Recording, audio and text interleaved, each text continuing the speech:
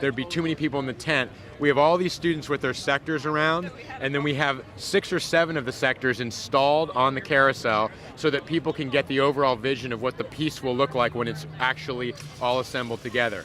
So what I'd like you to do basically is at this point, I think the best thing to do is to go in there and see it, get a sense of it, and then you can talk to the students both inside and outside and get a sense of how the whole thing goes together. But that's what it is. So thank you. Great. Well, great work on your part. Thank you. I appreciate it.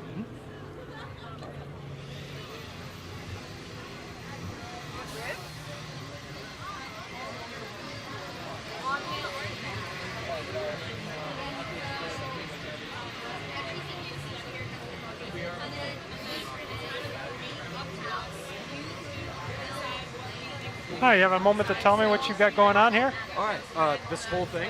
Well, actually, I got an overview from your principal, but yeah, specifically on what you're working on over here. So this is my sector, and basically this is demonstrating waves, and this is all you can't predict the outcome based upon the input. So that's the first one, and then the second one is my project, and I basically hung pendulums at various lengths in order to create a sine wave pattern. So they offset each other. The period lengths offset each other to create a sine wave. And then the third down here is 2 motors that are connected to various camshafts, and those camshafts control the heights of these rods here. And those rods are hooked up obviously to these like that. And then when this motor is initiated, the wave goes through in this direction, and when this motor is initiated, it goes through in this direction. So when both are turned on, you can see the superposition of both waves together. And it's basically a 3D representation of sine waves. And then this one at the bottom here, this is an inverted pendulum, and basically an encoder is right here, and that detects the angle of the rod that's hanging off. And then this one, there's another encoder down here, and it tells the cart, based upon the angle of the rod, how far it needs to move to keep this upright.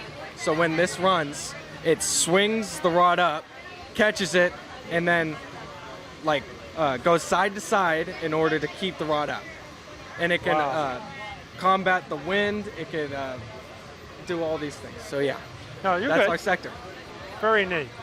So one of the things that was mentioned to me, go ahead and bring it up to your mic, is I've noticed that they're very well polished. It's not just like an ad hoc piece of equipment, and what he mentioned is that these are going to go on permanent display.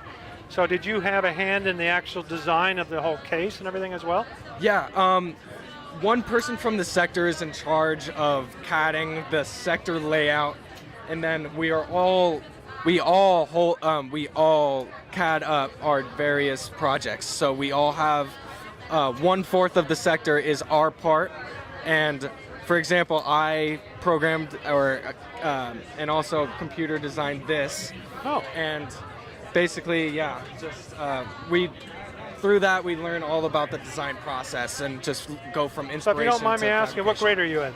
I am a senior in high school. Okay.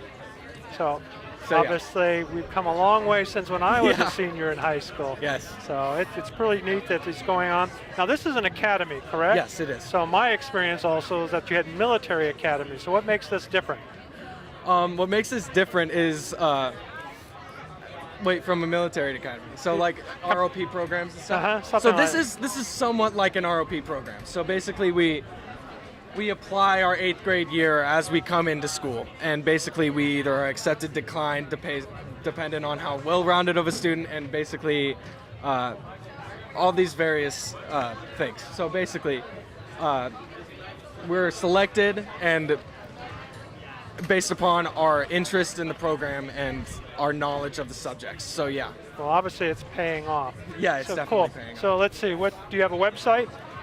I actually don't know. We're connected through our high school's website, which is Dos Pueblos High School. All right, well, let me take a picture of this so I don't forget it, and I'll look you up. All right. Great work, guys. Thanks. Oh, excuse me. I'm sorry. Yeah. I love your one-man production. Well, I have a co-host, which is this guy, but he had a family emergency, so I'm doing it all by myself. But I set it up to do that. I went to CES like this. It's the only one that was doing live streaming. Live streaming today? Huh? Oh yeah, this is all live. In fact, if you go out right now, you can watch it. Cool. Hey, thanks, man. You're welcome.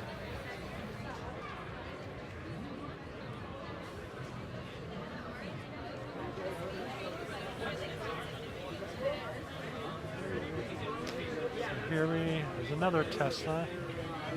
Obviously, if you're not familiar with Tesla coils, I'm probably thinking you are.